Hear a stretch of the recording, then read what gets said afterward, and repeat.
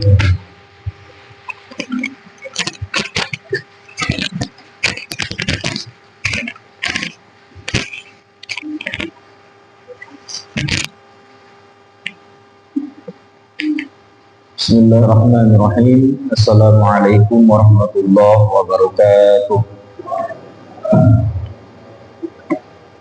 Innal hamdalillah nahmaduhu wa nasta'inuhu wa nastaghfiruh wa na'udzu billahi min shururi anfusina wa min sayyiati a'malina. Man yahdihillahu fala mudilla lahu wa man yudlil fala hadiya lahu. Asyhadu an la ilaha illallah wahdahu la syarika lahu wa asyhadu anna Muhammadan 'abduhu wa rasuluhu la nabiyya wa rasula ba'da. Subhanaka la 'ilma lana illa ma 'allamtana innaka antal 'alimul hakim. Apa kabar Bapak Ibu hadirin sekalian? Alhamdulillah sehat ya. Bersyukur pada Allah Subhanahu wa taala, pada subuh kali ini kita masih diberikan Allah kesehatan, kesempatan untuk selalu senantiasa menghiasi hari-hari kita, waktu-waktu kita Bapak Ibu, di sisa usia yang Allah titipkan kepada kita, amanahkan kepada kita untuk selalu menjalankan ketaatan dan ibadah kepada Allah.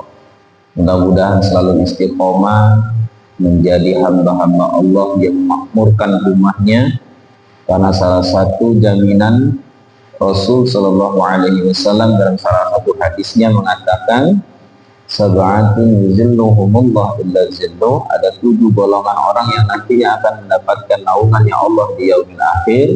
Salah satunya kata Rasulullah, wa rajulun mu'allaqun bil masajid, orang-orang yang selalu senantiasa hatinya terpaut kepada masjid, terpikat kepada masjid, ibadah kepada Allah Subhanahu wa taala, pemakmur rumah-rumah Allah yang ada di muka bumi ini.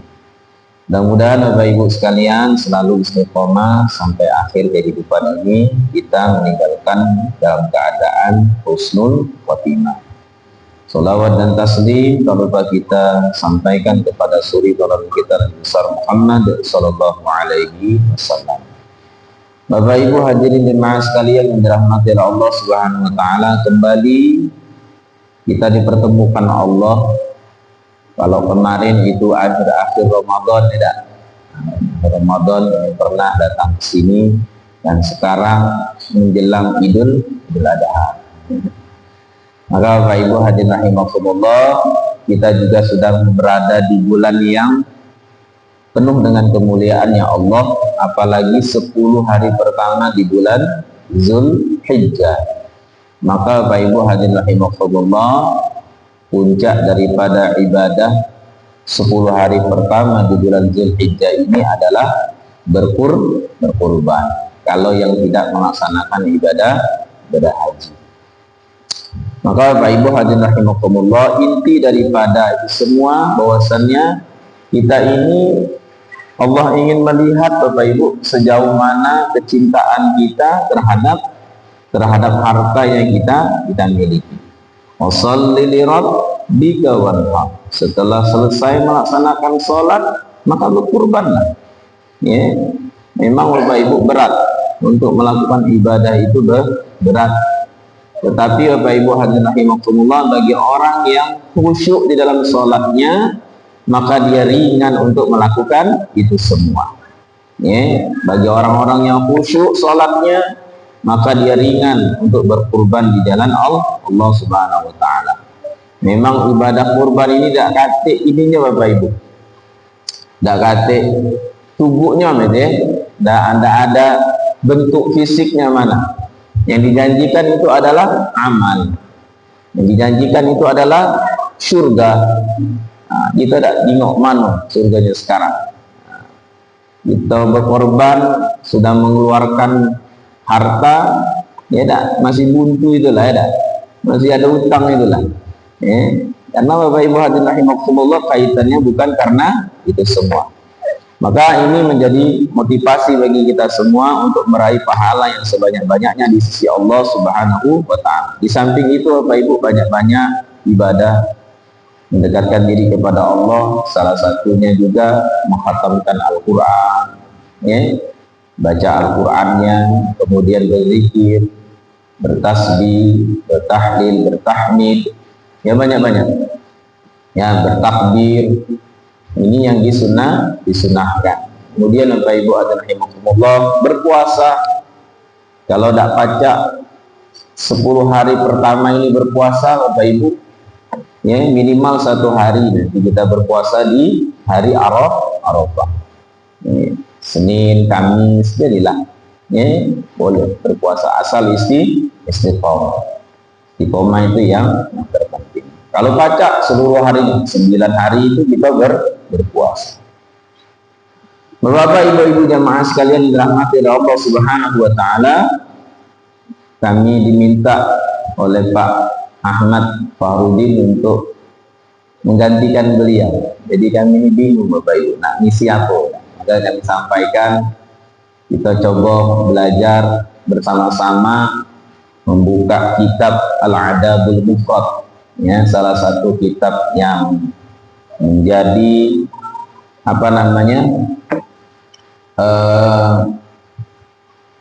sandingan kita di dalam kita menjalani kehidupan ini Bapak Ibu. Jadi terkadang Bapak Ibu hadirin rahimakumullah, kita ini ibadah rajin, beramal soleh, rajin ya, sholat rajin, puasa rajin, tahajud rajin.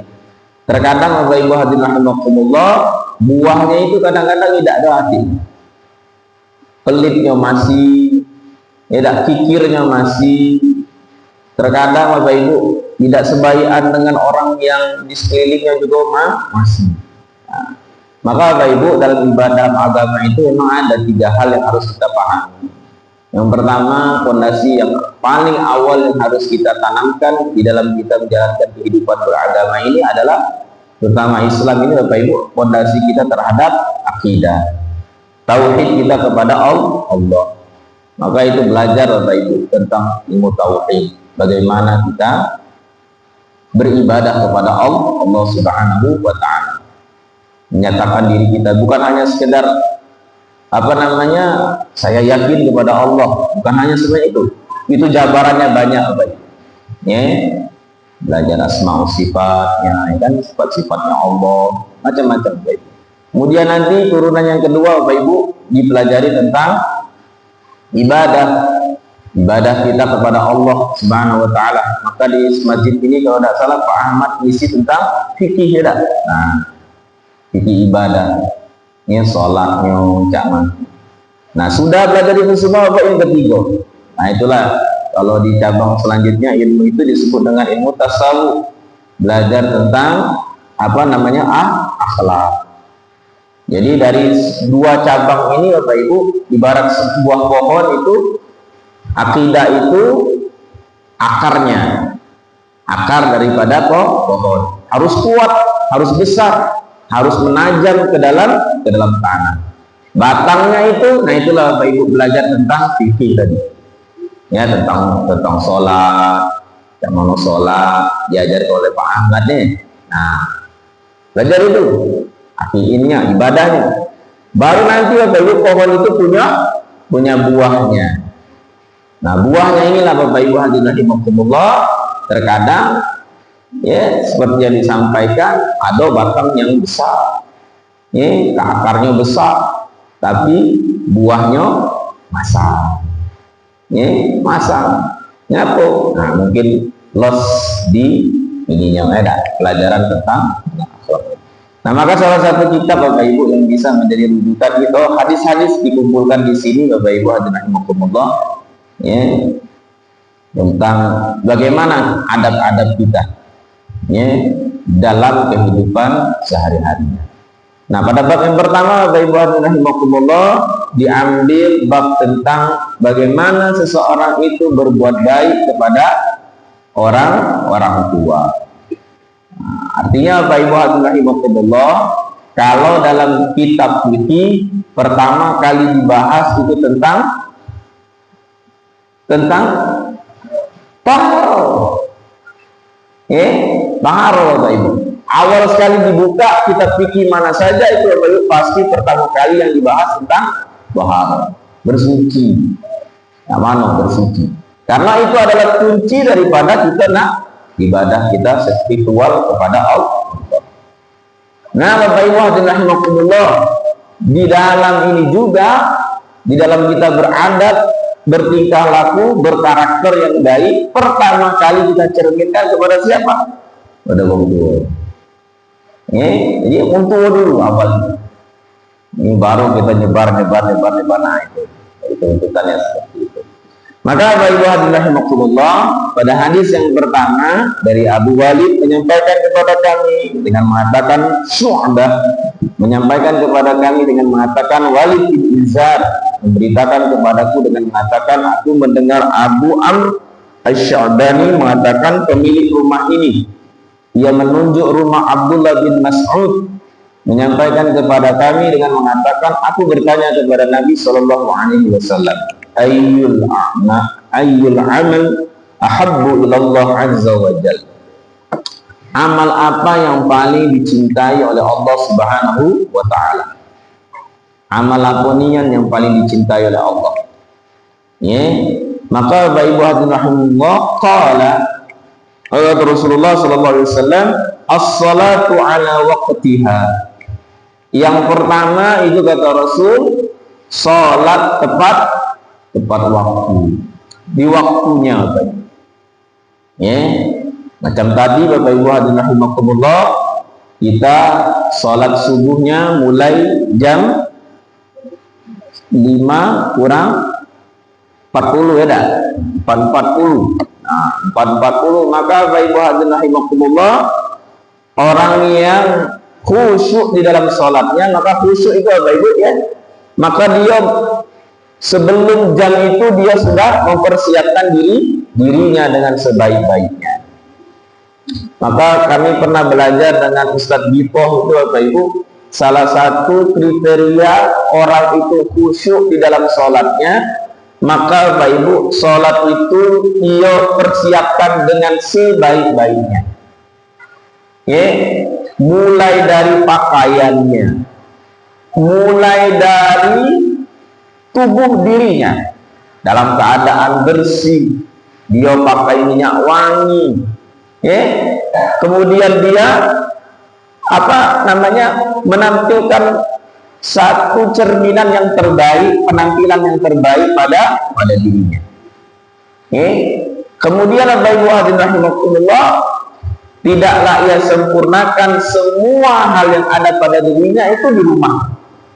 Misalnya dia nak sholat ke masjid Al-Ikhlas, Nurul Huda Masjid Nurul Huda ini, maka dari rumah Bapak Ibu dia sudah berwudu dengan sempurna, wudu dia sempurna. Kemudian dia Bapak Ibu hadirin rahimakumullah pakai pakaian yang bagus, yang baik, pakai minyak wangi, pakai kopiah, disesuaikan, pokoknya dipakainya kalau-kalau. Jadi kita kalau punya perhiasan, yang laki-laki, punya jam tangan, pakai, jangan disimpan banyak. Maka Bapak Ibu hadirin rahimakumullah, kemudian dia berangkat ke masjid. Berangkat ke masjid ini dengan sakinah, tenang dia Bapak Ibu melangkahkan kaki. Tidak ada terburu-buru, tidak ada berlari-lari. Jangan mulai komat dia mulai berlari dari sini, berlari. Itu nak mana lagi dia musuh sholat. Tenang Bapak, sakinah, tidak celingak-celinguk kata ulama. Tidak tenang dia. Sembari dia berzikir kepada Allah. Astagfirullah, istighfar. Banyak-banyak. Dari rumah ke sini istighfarnya berapa kali dapat? Astagfirullah. Macam mana dari Pak Jo ke sini? Banyak istighfarnya sambil dengar astagfirullah. Terus Bapak Ibu. Maka Bapak Ibu hadirin rahimakumullah, datang ke masjid sini, dia masuk sholat tahiyatul masjid. Tahiyatul masjid, ya Allahu Akbar. Sholat dia tenang. Duduk dia sambil berzikir kepada Allah. Setelah itu Bapak Ibu azan. Dijawabnya pula azan. Allahu Akbar, Allahu Akbar, Allahu Akbar, Allahu Akbar. Dijawabnya terus sampai azan selesai. Berdoa pula dia kepada Allah. Kemudian dia sholat sunnah qabliyah. Sholat sunnah qabliyah. Selesai dia sholat sunnah qabliyah, dia berdoa kepada Allah. Karena waktu mustajab itu antara azan dan iqamah. Doa dia Bapak Ibu. Berdoa dia kepada Allah. Minta kepada Allah. Terus selesai qomat. Kalau orang melakukan seperti ini, maka Bapak Ibu hadirin rahimakumullah, tentu pada saat dia takbir salat subuhnya dalam keadaan khusyuk, tidak katik pikiran yang lain, tidak katik yang masuk dalam pikiran itu kecuali ibadah. Inilah khusyuk Bapak Ibu salat, khusyuk dia salat. Tambah lagi Bapak Ibu, waktu subuh ini dia berinfak. Nah, masukkan celengan ke masjid 2.000, 5.000 terus. Seperti itu. Awali dengan baik. Maka inilah Bapak Ibu hadirin rahimakumullah, rentetan daripada kekhusyukan ibadah seseorang. Jadi kalau ditanya cak mana sholat khusyuk, sebenarnya sholat khusyuk bukan sholat yang tidak dengar apa-apa di sebelah itu, tidak jingok apa-apa, mati gelaku galau-galau redu, kemudian kita takbir sholat Allahu Akbar, mejem pula. Sholat mejem itu makruh Bapak Ibu ya. Boleh ditanya nanti dengan Ustaz Fahrudin ya, Pak Ahmad. Nah, mejem, Allahu Akbar, mejem ya, makruh. Boleh dihindarkan sholat mejem. Kalau kita sholatnya dalam keadaan tidak nyaman, misalnya sholat dalam keadaan di hutan, misalnya mejem gitu. Waktu mejem itu Bapak Ibu pas melek mau belum jadi ngonan, maka kita boleh bergeser, menghindar seperti itu.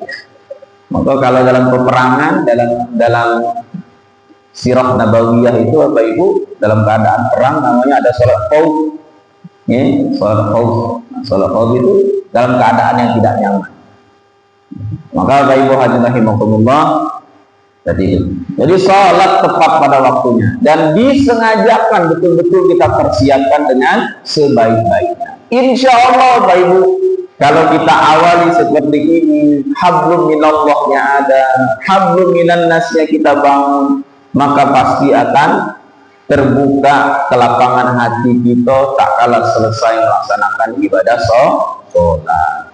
Tidak ada jadi wong pelit, tidak ada jadi wong kikir Bapak Ibu. Galak berbagi, galak ngasih. Karena puncak ibadah itu seperti itu Bapak Ibu. Itu yang pertama, sholat tepat pada waktunya.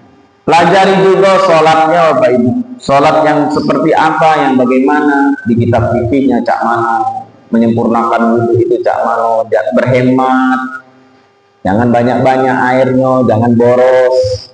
Jadi itu. Kalau dalam kitab Imam Nawawi yang judulnya Al-Azkar itu Bapak Ibu, ada tiap kali basuh muka itu ada doanya, basuh tangan ada doanya. Ini cara kita untuk mencapai fokus kita, khusyuk kita di dalam beribadah kepada Allah Subhanahu wa Ta'ala. Jangan waktu nak sholat itu dalam keadaan marah, nak marah dengan bini, nak marah dengan laki, takbir mana nak khusyuk, panci lagi digoreng, minyak lagi panas, jemuran masih telayap, Bapak Ibu, nah mana kita nak khusyuk. Jadi itu semua ditinggalkan. Kemudian kata Rasulullah, kemudian apa lagi? Thumma birrul walidain. Kemudian kata Rasul sallallahu alaihi wasallam, yang kedua, amalan yang paling dicintai oleh Allah itu adalah setelah sholat engkau berbakti kepada kedua orang tua. Bapak Ibu hadirin rahimakumullah, bersyukur kalau kita masih punya orang tua Bapak Ibu. Karena banyak nanti ditemukan dalam hadis-hadis Bapak Ibu, Ya, ada seseorang Bapak Ibu, seorang laki-laki ini datang Bapak Ibu. Ya, dia ini senang dengan perempuan Bapak Ibu. Ya, ada perempuan yang ingin dia nikahi. Kemudian perempuan ini tidak galak dia nikahi Bapak Ibu. Tidak galak dia nikahinya. Jadi kita ini tidak senang dengan laki-laki ini. Kemudian Bapak Ibu, perempuan ini akhirnya dilamar oleh orang lain. Ternyata Bapak Ibu hadirin rahimakumullah, dia cemburu luar biasa. Ya, cemburunya luar biasa. Kemudian Bapak Ibu hadirin rahimakumullah, wong ini pun bunuhnya perempuan ini. Ya, saking ke dia cemburunya, dia bunuh perempuan itu sendiri. Maka Bapak Ibu hadirin rahimakumullah, datanglah dia kepada Ibnu Abbas. Kemudian dia bertanya, cak mano tobatnya aku ini? Ya, cak mano caranya aku bertaubat. Maka kata Ibnu Abbas, Bapak Ibu hadirin rahimakumullah, bertobatlah engkau kepada Allah Subhanahu wa taala. Bertakwalah engkau kepada Allah. Kemudian Bapak Ibu hadirin rahimakumullah, Ibnu Abbas melanjutkan, apakah engkau masih memiliki ibumu? Masih ada ibu tak? Ya, masih ada ibumu? Kemudian dia menjawab, enggak hati lagi.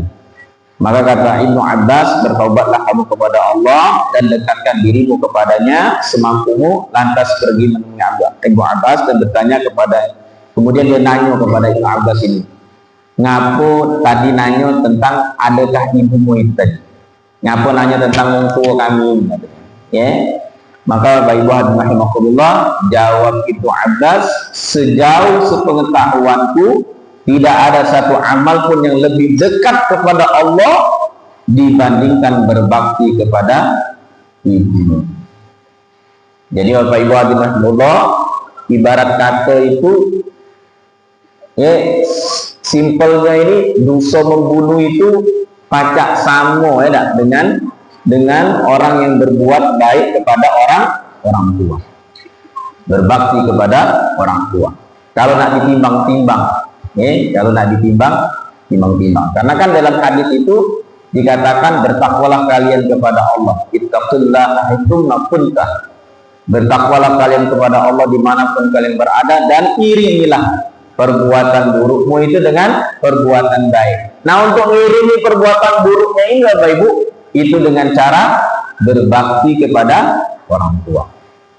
Maka Bapak Ibu hadirin rahimakumullah, rugi kalau seandainya kita punya orang tua kita sia-siakan. Di dalam hadis yang lain Bapak Ibu dikatakan, ya, kalau seseorang itu memiliki dua pintu surganya, ya, salah satunya itu dari mana Bapak Ibu? Dari wong tuanya.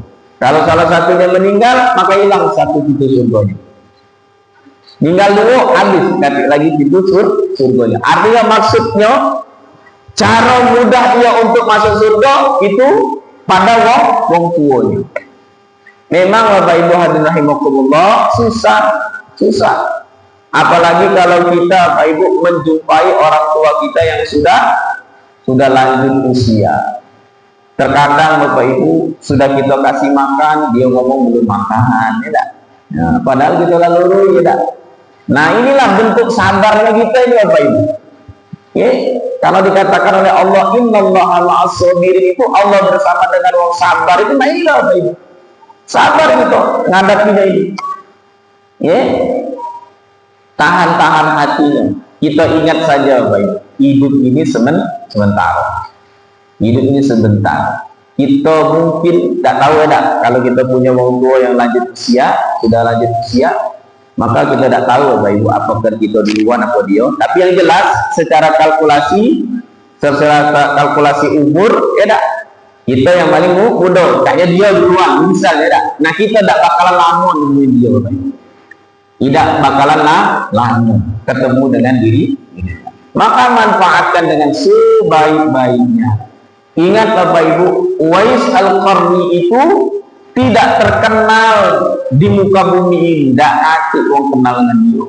wong miskin, biasa niat baik, tapi dia berbakti kepada kedua orang tuanya, maka Bapak Ibu hadirin rahimakumullah, Uwais Al-Qarni ini walaupun dia tidak terkenal di dunia, tapi dia terkenal di langit. Penduduk langit itu mengenalnya. Maka dikatakan pada saat yang meninggal dunia bergemuruh suara di langit menyambut kedatangan daripada Uwais Al-Qarni.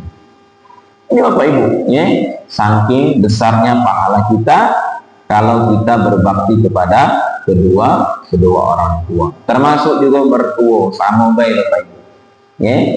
Tapi Bapak Ibu, ada orang tua yang dia juga tidak, ada anak yang durhaka, tapi ada juga orang tua yang durhaka. Nah, kita yang sudah belajar ini Bapak Ibu hadirin rahimakumullah, berusahalah kita jangan sampai menjadi orang tua yang durhaka. Cak mana ciri yang jelas itu Bapak Ibu orang tua yang durhaka?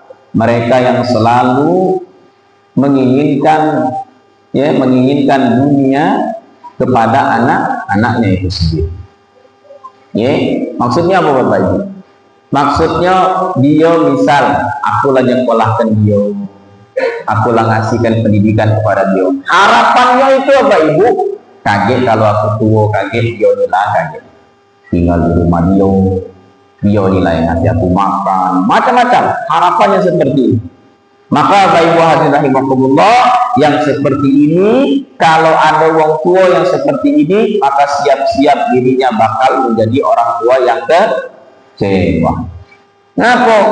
Karena selalu ia kaitkan semua perbuatan amal solehnya kepada anaknya tersebut untuk dijadikan sebagai kehidupan dunia, sandaran kehidupan dunianya. Maka Bapak Ibu hadirin rahimakumullah, tak kala kita sebagai orang tua ngasih makan kepada anak kita, kemudian kita memberikan pendidikan kepada dia, itu Bapak Ibu tujuan utama kita untuk cari pahala Bapak Ibu, bukan cari dunia. Kita mencari ridho Allah. Kita ini tidak tahu Bapak Ibu, dari sekian banyak amal soleh yang kita lakukan, amal ibadah yang kita lakukan, yang diterima oleh Allah tidak tahu yang mana. Ya, tidak tahu. Jangan-jangan sholat subuh tadi belum tentu diterima oleh Allah. Tidak tahu. Maka kata ulama itu Bapak Ibu, jangan pernah meremehkan satu amal.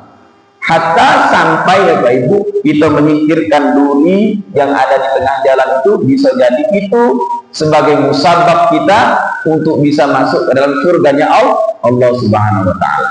Maka ibu sekalian, jangan jadi wong tua yang banyak rasa. Nah, manjanya. Nah, kaget dia misalnya kita punya anak betina, sudah nikah. Woi kau nih, mana lagi kau beli ke maknya baik, aku tidak dibeli ke, misalnya lebaran, Yo, gak adil niat, aku nih kekeringat badan ini cari duit untuk nyekolah ke kayu. Jangan lebih, kekeringat, terkering tangan ini Bapak Ibu, meras baju, meras ini, nah misalnya cari duit untuk nyekolah ke kayu. Jangan. Selesai badan kita lah capek, kita mengungkit-ungkit sesuatu yang sudah kita lakukan. Justru Bapak Ibu, jadilah wong tua yang bisa membuat anak kita ini bertakwa kepada Allah. Kami ada cerita Bapak Ibu, ada guru kami, dia punya anak perempuan, maka dijamulah anak ini oleh anak menantunya ini datang ke rumah. Tapi dua-duanya dijamu kalau Bapak Ibu, datang kalau mertuanya datang, besannya datang ke rumah. Pas dia datang Bapak Ibu, ini katanya ininya apa kamar nih, mau dijingoknya bagus Bapak Ibu, rapi, senang. Kemudian wong tuanya tadi tak ngomong Bapak Ibu, mana katanya kamar daripada mertuanya, mertuanya tadi mana, ada katanya. Bukan, katanya kamarnya itu lebih baik atau juga lebih jelek dari yang punya aku. Nah, tuh anaknya itu ngaji kalau deh. Maka kata wong tuanya Bapak Ibu, kalau seandainya kamarnya itu lebih baik lebih bagus daripada kamar aku, maka aku bersyukur kepada Allah, alhamdulillah.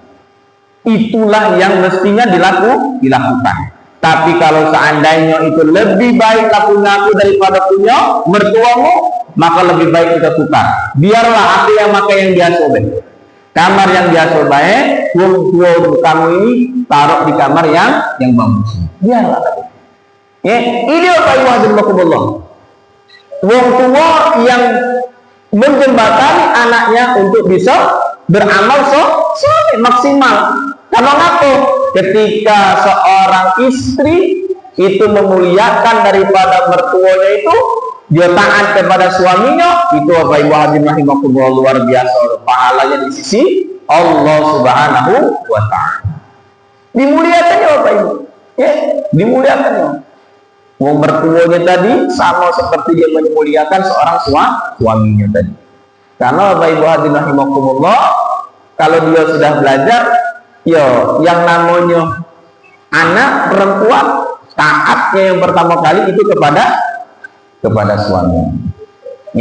Dan dia harus bisa membantu suaminya untuk bisa menyempurnakan baktinya kepada kedua orang tuanya. Jadi kalau kita punya anak perempuan yang sudah belaki, Bapak Ibu, yang harus kita ingatkan kepada dirinya, satu, taat kepada suaminya. Karena surganya seorang istri itu ada pada suaminya. Jangan kita menjadi wong tua yang mengacaukan rumah tangga daripada anak-anak kita. Jadi wong tua yang manja tadi. Jadi ingat itu Bapak Ibu. Jadi ada orang anak yang durhaka, ada juga wong tua yang durhaka. Dan tolonglah terus Bapak Ibu, bantulah terus dia untuk selalu bertakwa kepada Allah. Sama, dua laki bini juga Bapak Ibu, kita membangun rumah tangga itu tujuannya itu untuk bertakwa, Bapak Ibu, menyempurnakan ibadah. Ada yang ingatkan, abi sholat tahajud yuk. Nah, yuk. Abinya juga mengingatkan, ini ayo kita sholat tahajud. Nah, itu menyempurnakan apa itu? Menyempurnakan ibadah kita kepada Allah. Ini tingkah lakunya yang baik, yang bisa menyejukkan hati dan dari pandangan seorang suaminya. Selanjutnya, Bapak Ibu hadirin rahimakumullah, yang ketiga, ada Rasul Shallallahu Alaihi Wasallam, amalan apa yang paling dicintai oleh Allah Subhanahu wa taala? Qala thumma jihadu fi sabilillah. Kemudian kata Rasul sallallahu alaihi wasallam, yang ketiga itu adalah engkau berjihad di jalan Allah Subhanahu wa taala. Jihad, berperang. Nah, jihad Bapak Ibu itu kan amalan yang dicintai oleh Allah. Tapi Bapak Ibu hadirin rahimakumullah, orang yang melakukan amal soleh di 10 hari pertama di bulan Zulhijjah, ya Bapak Ibu, di dalam hadis yang lain dikatakan Bapak Ibu, maka Bapak Ibu dakati amalan yang paling Allah cintai kecuali amal di bulan 10 hari pertama di bulan Zulhijjah. Hatta kata sahabat, illa jihad fi sabilillah, walaupun jihad di jalan Allah ya Rasulullah. Iya kata Rasulullah, kecuali kata Rasul sallallahu alaihi wasallam, orang itu berjihad di jalan Allah, kemudian dia dengan hartanya, kemudian dengan jiwanya, kemudian dia tidak kembali lagi pada saat dia berjihad itu sendiri. Artinya tidak balik lagi Bapak Ibu. Artinya dia gugur di jalannya Allah Subhanahu wa taala dengan hartanya, dengan apa yang dia miliki. Semuanya dia korbankan. Maka itu baru bisa menyamai ibadah orang yang melakukan ibadah 10 hari pertama di bulan Zulhijjah. Maka rugi Bapak Ibu kalau seandainya kita tidak memanfaatkannya. Saya selalu sampaikan, Bapak Ibu, rugi besar, Bapak Ibu. Ya, apalagi puncaknya daripada ibadah itu, Bapak Ibu, adalah kita berkorban. Rugi kalau tidak berkorban. Jangan sampai Bapak Ibu, ya, kredit kredit mukena bisa, kredit pisenza, ya bisa, kredit apa lagi, ya, magic jet, rice cooker, pacak apa ini. Tapi giliran menyediakan uang 3 juta rupiah beli kambing 3 juta, anggaplah 3 juta yang paling murah, 3 juta kita tidak terguyuri. Promax, HP Promax, apa namanya, iPhone, 20 juta, beli 4 kali mayar, 5 kali mayar, 10 kali mayar, beli gitu. Ya, giliran nak kurban tidak. Padahal ingat, pahalanya itu apa Ibu hadirin rahimakumullah, itu kata Rasulullah, wong yang melakukan itu semua beramal saleh di bulan 10 hari di bulan Dzulhijjah ini, ya, dakati amal yang paling dicintai oleh Allah kecuali di bulan 10 hari pertama di bulan Dzulhijjah ini. Ya, sampai wong itu berkurban, dia meninggalkan menginfakkan hartanya, seluruh hartanya, kemudian dia meninggal gugur pada saat dia jihad itu sendiri, berperang sendiri, itu baru pacak nyamuk, ya, itu baru bisa menyamai ibadahnya. Maka dulu sekalian, kita kalau ada kaitan ibadah yang melekat pada satu kewajiban, maka kejar lain. Sama cak dulu Bapak Ibu hadirin rahimakumullah, itu ada ceritanya apa namanya, Utsman bin Affan, ya, Utsman bin Affan itu pernah lupa Bapak Ibu bayar zakat fitrah, lupa. Maka setelah khotibnya turun, dia baru teringat, belum bayar zakat fitrah. Maka Utsman bin Affan itu Bapak Ibu, dia bergegas, dia membebaskan budak, dia berinfak di jalan Allah. Bebaskan budak itu mahal Bapak Ibu, saking ke dia nak nebusnya itu, cak malamnya nak nebus daripada kelalaiannya itu tadi. Ini kelalaiannya tadi. Padahal ya insya Allah kalau hal seperti itu rukhsahnya Allah, ya lupa, tidak teringatnya. Cuman karena keimanannya kepada Allah, takut dia terhadap azab Allah, nah itu dia lakukan. Maka ditanya kepada Rasulullah, lakukanlah sedekah ini ya Rasulullah, zakat ini, apakah bisa sanggup pahalanya dengan zakat fitrah? Maka kata Rasulullah, tidak sanggup, Bapak Ibu. Saking besarnya pahala zakat fitrah. Nama itu juga dengan ibadah kurban ini ya Bapak Ibu. Ibadah kurban yang kita lakukan 10 hari pertama di bulan Dzulhijjah ini. Kalau nak ditukar, nak digulingkan, zakati, susah. Susah. Maka ibu-ibu sekalian, bernazamlah. Bernazam kita Bapak Ibu, berniat dengan niat yang sungguh-sungguh, ya, beli kambing, beli sapi, melok arisan kurban, buka arisan, kita berkurban, ya, sisihkan sebulan 100.000, kalau 10 bulan sudah sampai 10 bulan 3 juta ya, 300 ya, 300.000 sebulan, 300.000. Kalau 10 bulan 3 juta selesai. Apalagi bapak-bapak yang galak ngerokok ya, beli rokoknya mahal, beli, giliran beli kambing, beli sapi, udah baca maka ini rugi yang sangat besar. Kita tidak tahu Bapak Ibu, apakah kita bisa bertemu kembali bulan Dzulhijjah yang akan datang. Kemudian Bapak Ibu hadiratullah, qala haddatsani bihin walau tazadtuhu lazadani. Kemudian Abdullah mengatakan beliau telah menyampaikan hal itu kepadaku, dan seandainya aku meminta tambahan lagi, niscaya beliau akan menambahkan untukku amalannya.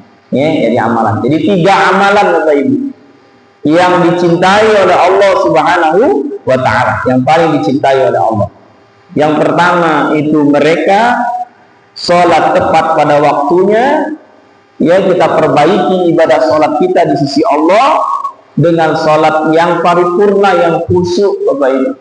Sebagaimana disampaikan oleh guru kita, ya, cak mana kita sholat khusyuk diawali dengan niat yang besar di sisi Allah, kemudian kita buktikan wal amalu bil arkan, dengan amal perbuatan kita. Ya, kita buktikan mulai dari wudhu kita, mulai dari pakaian kita dan lain sebagainya, kita berikan yang terbaik. Ya, itu sholat khusyuk. Kemudian yang kedua kata Rasulullah SAW, engkau berbakti kepada kedua orang tua kalian. Sungguh berbahagia orang-orang yang bisa menjumpai orang tuanya yang masih hidup saat sekarang ini. Karena Bapak Ibu hadirin rahimakumullah, pintu surga itu saat ini terbuka untuk dirinya tak kala ia berbakti kepada kedua orang tuanya. Apalagi kita nak lebaran ini ya dah. Nah, maka nak lebaran ini Bapak Ibu hadirin rahimakumullah, senangkanlah orang tua kita. Ya, berbuat baiklah kepada dirinya. Ya, maka saya sampaikan Bapak Ibu, kalau kita cinta kepada orang yang kita cintai, yang kita sayangi, walaupun dia sudah meninggal dunia, maka Bapak Ibu hadirin berbuat baiklah kita sebab selaku orang yang apa namanya itu, selaku anaknya. Kita sayang kepada orang tua ya, senang sayang kita dengan orang tua kita, cinta kita kepada orang tua kita. Maka bukti bakti kita kepada mereka, bukti cinta kita, maka jadilah anak yang soleh, yang selalu mendoakan keduanya, yang selalu berbuat baik. Di mana-mana, di seluruh lingkungannya berbuat baik. Karena ngapa? Karena ketika anaknya berbuat baik, orang tuanya juga dapat bagian pahalanya. Ini tidak kasih guna kita bangun pendapuran tinggi-tinggi, orang tua kita lah meninggal ya dah. Oh, besar-besar. Ya dah, oh dipakai keramik, granit pula. Ya dah, oh pakai granit kuburan. Ya, tapi kita di dunia gawe galak, nipu, maling, apa lagi? Galak berzina. Maka itu semua akan menjadi apa namanya? Menjadi sengsaranya seorang orang tua. Cukup kita doakan. Di waktu kita sujud, doakan. Di waktu kita duduk tahiyat akhir, doakan. Saya sudah sampaikan dulu ya, ada 4 tempat sholat itu yang mustajab. Yang pertama pada waktu dia berdiri, yang kedua pada waktu dia ruku, yang ketiga pada waktu dia sujud, yang keempat pada tahiyat akhir. Banyaklah berdoa. Ini berdoa kepada Allah, Rabbi firli wa liwalidayya warhamhuma kama rabbayani shaghira. Terus kita berdoa kedua orang tua kita. Insyaallah Bapak Ibu hadirin rahimakumullah, inilah yang bisa disampaikan pada kesempatan kali ini. Barangkali ada sisa waktu yang ingin didiskusikan, kami persilahkan. Allahu a'lam bishawab.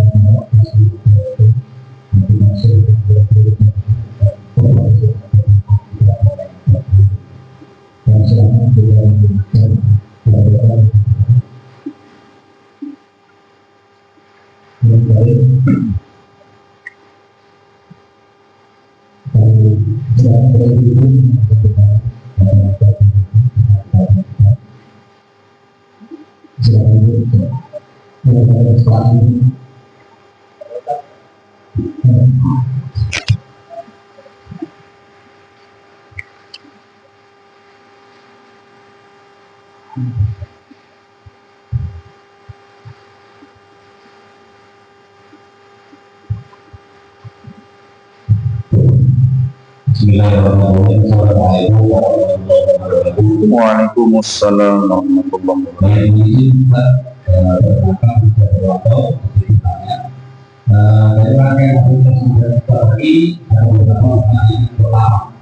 lagi mempertegas bahwasanya ibadah yang utama tadi ada tiga.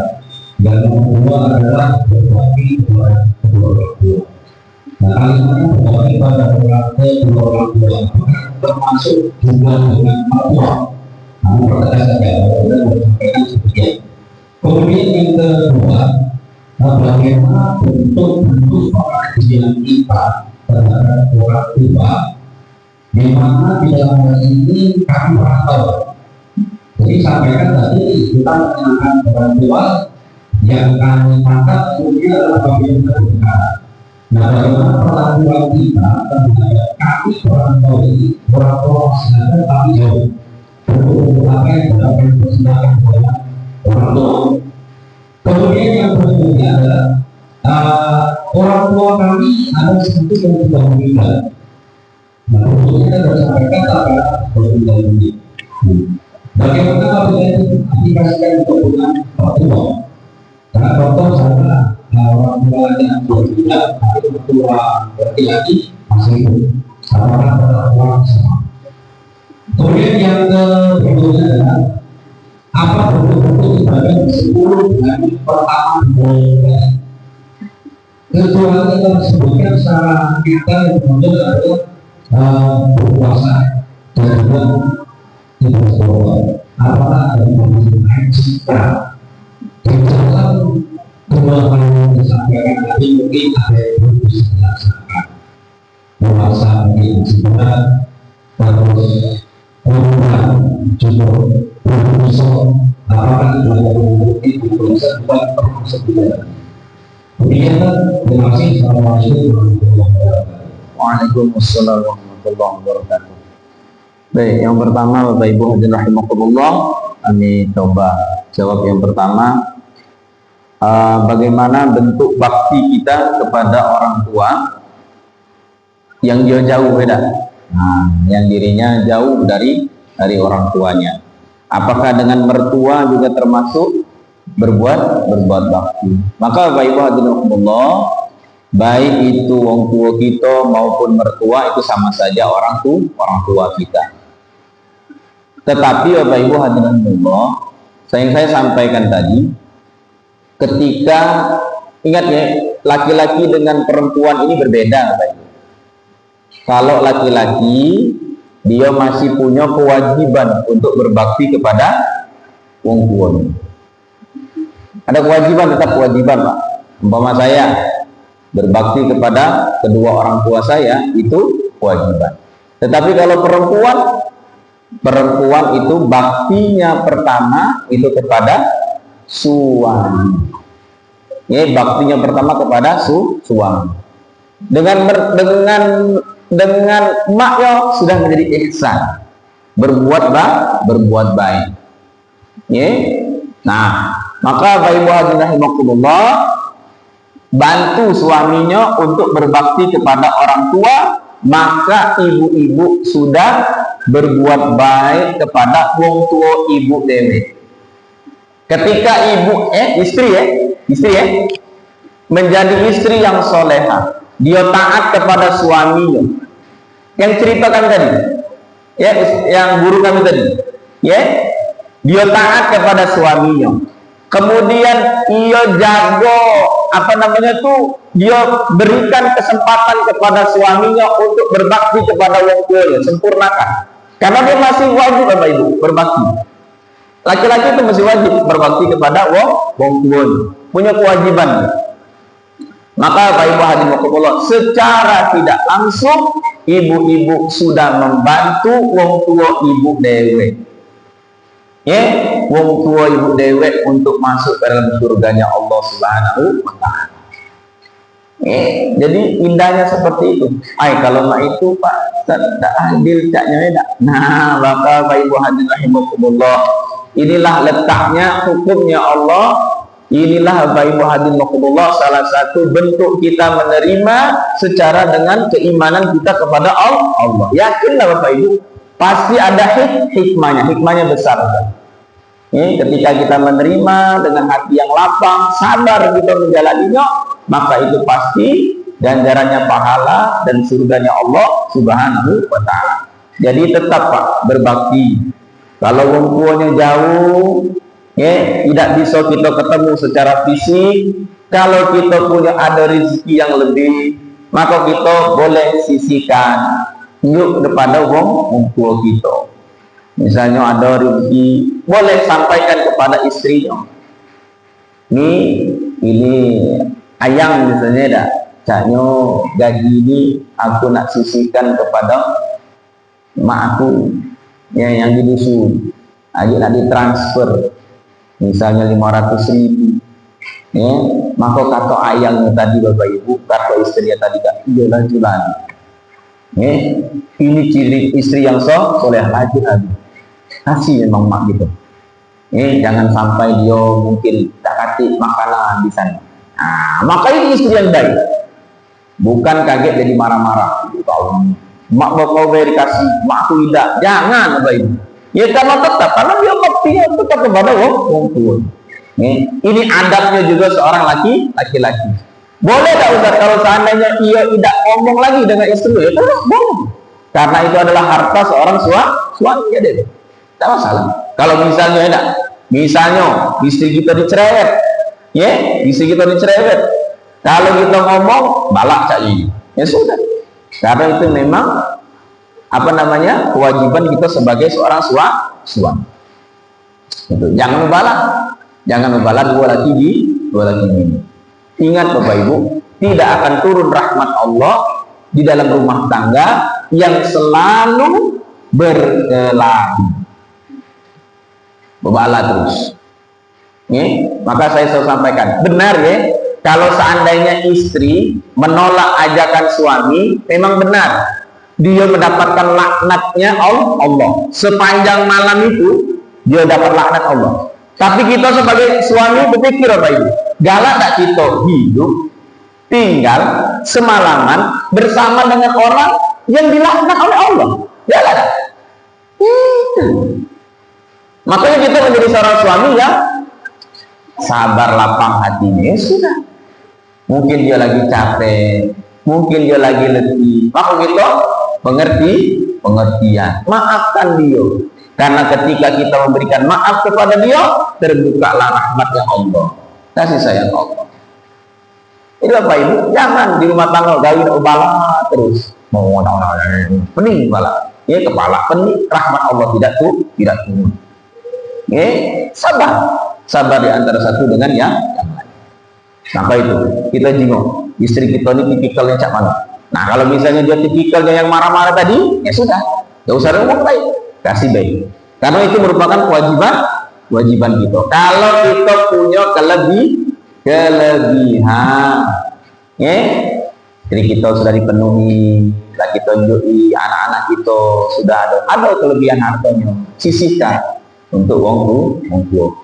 Tidak pacak, maka doa yang terbaik dan tingkah laku kita yang jauh ini. Kaget wong tuanya dapat kabar, oh anak kamu di Palembang bagusnya jadi pengurus masjid Nurul Huda, pemakmur masjid di sana, baik, dia selalu berbuat baik dengan lingkungan. Wong tua pasti Masya Allah senangnya itu luar biasa. Tapi kalau terkabar gitu, anak kamu di Palembang narkoba, lah 3 kali masuk penjara, lah sedih ya baik, sedih. Ya, ingat, ya, tidak ada dosa yang paling besar itu kecuali mengeluarkan air mata kepada orang tuanya. Netes air mata orang setelah syirik. Nanti ada pembahasannya.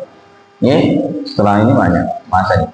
Wong yang meneteskan air mata orang tua karena perbuatan tingkah lakunya naik, ya, maka tetap boleh kita menjadi orang yang baik, kasih kabar yang baik.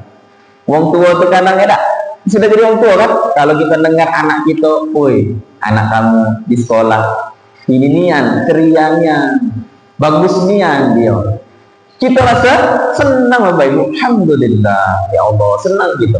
Nah itulah juga wong tua kita, apalagi wong tua kita yang sudah tua.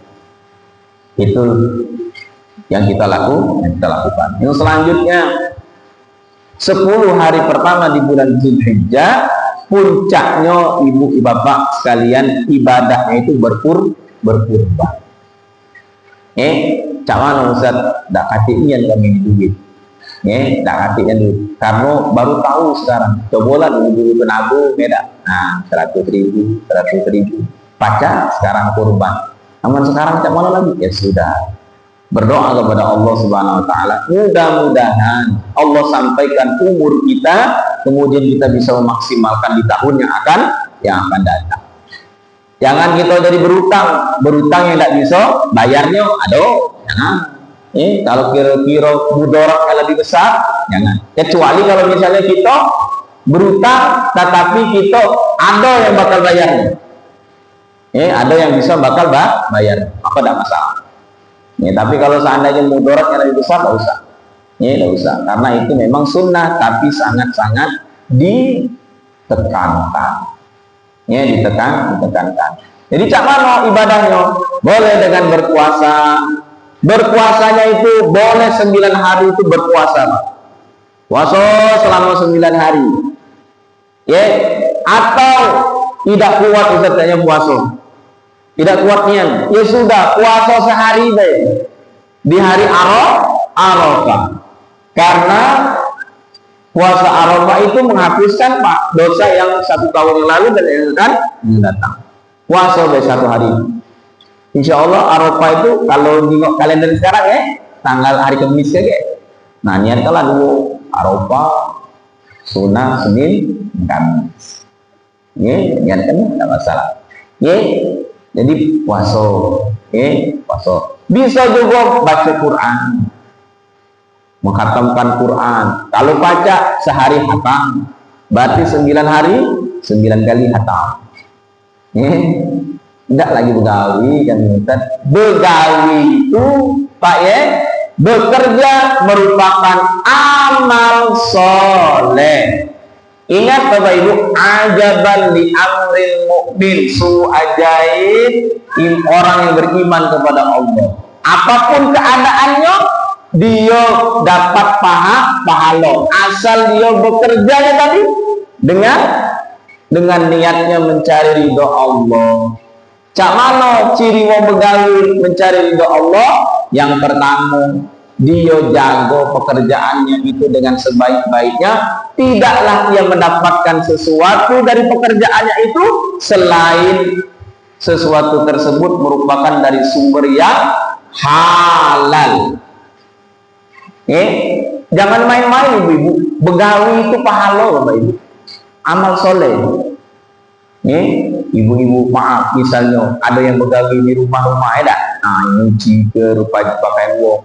Kalau kita sungguh-sungguh ibu-ibu sekalian, niat kita ya Allah ingin mencari ridho, mencari rezekimu ya Allah. Nah kita bagus-bagus begawinya. Ada rinsonya kita, cak kita nyuci di rumah kita pula. Jangan mentang-mentang ini nyuci di rumah tuan kita, rinso setengah. Setengah kantil itu dicorong kan? Ini kan bukan rinso aku, rinso dia. Terlalu dia. Memudak sabun, kaget nyuci juga sembarangan. Yang penting sudah selesai. Kaget nak ke rumah itu juga. Nah, ini berarti tidak amanah terhadap pekerjaannya itu sendiri. Apa ibu sekalian bekerja mencari rahmat Allah, mencari rezeki Allah, itu termasuk bagian dari amal soleh yang kita kerjakan. Bekerja sekarang. Nah, 10 hari pertama ini kita niat beribadah kepada Allah, dapat pahala bagian dari begawi mencari nafkah untuk keluarga. Jadi kita ini Bapak Ibu tidak tahu yang mana amal kita ini yang bisa diterima oleh Allah, yang mana tidak tahu. Maka kerjakan dengan sebaik-baiknya. Tidak ada nipu, tidak ada maling. Maka kalau orang sudah sempurna keimanannya, mustahil Bapak Ibu kosong penjara itu, kosong. Kalau dia sudah mengenal Allah, mana dia mengenal Allah? Nah itu tadi 3 pelajaran tadi nanti pelajari. Belajar tauhidnya kepada Allah, belajar ibadahnya, kemudian dia belajar tasawuf. Kemudian selanjutnya tadi apa? Habisnya, habis. Nah itu Bapak Ibu sekalian. Jadi tetap bisa berbuat baik. Berzikir banyak. Astagfirullah, astagfirullah. Berzikir. Subhanallah, subhanallah, subhanallah. Habis sholat, ibu-ibu zikir. Jangan habis sholat berlari. Ya, rugi. Habis sholat itu minimal kita baca Subhanallah 33 kali, Alhamdulillah 33 kali, Allahu Akbar 33 kali. Tutup dengan la ilaha illallah wahdahu la syarikalah, lahul mulku wa lahul hamdu wa huwa ala kulli syai'in qadir. Bacaan ini baca pula Bapak Ibu ya pada waktu kita nak tidur. Ya, pas nak tidur Astaghfirullahaladzim alladzi la ilaha illa huwal hayyul qayyum wa atubu ilaihi. Baca itu doa. Baca itu istighfar. Ya. Nah, maka Bapak Ibu banyak beristighfar. Istighfar kepada Allah, banyak mohon ampun kepada Allah. Itu salah satu amalan. Jadi, amalan-amalan yang bisa kita lakukan di 10 hari pertama bulan Zulhijjah. Kondangan masuk amal soleh juga. Kondangan. Asal kondangan yang benar.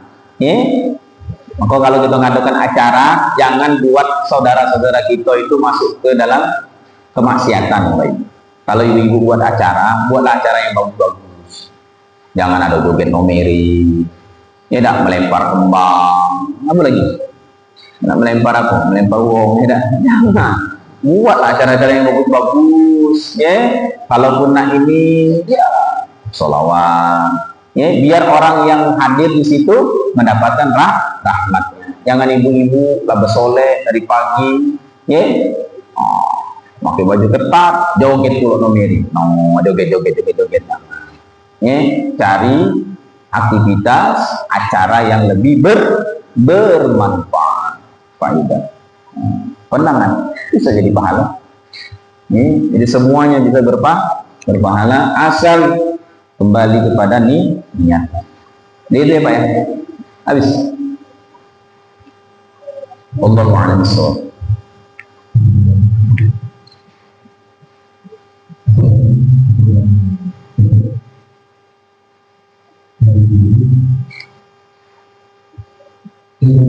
Betul.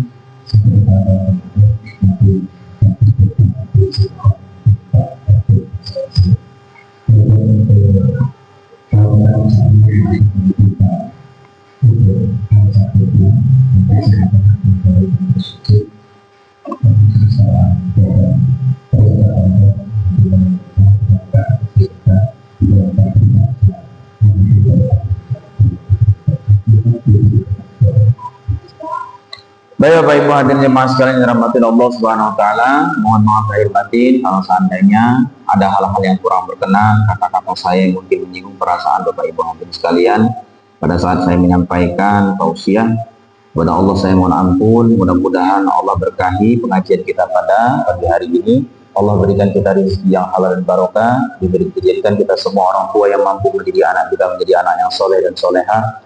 Allah Subhanahu wa taala menjadikan keluarga kita keluarga yang bahagia, sakinah, mawaddah, warahmah, dan pada akhirnya Allah wafatkan kita semua dalam keadaan husnul khotimah. Mari Bapak Ibu hadirin jemaah sekalian kita membaca doa kafaratul majlis. Subhanakallahumma wa bihamdika asyhadu an la ilaha illa anta astaghfiruka wa atubu ilaik. Assalamualaikum warahmatullahi wabarakatuh.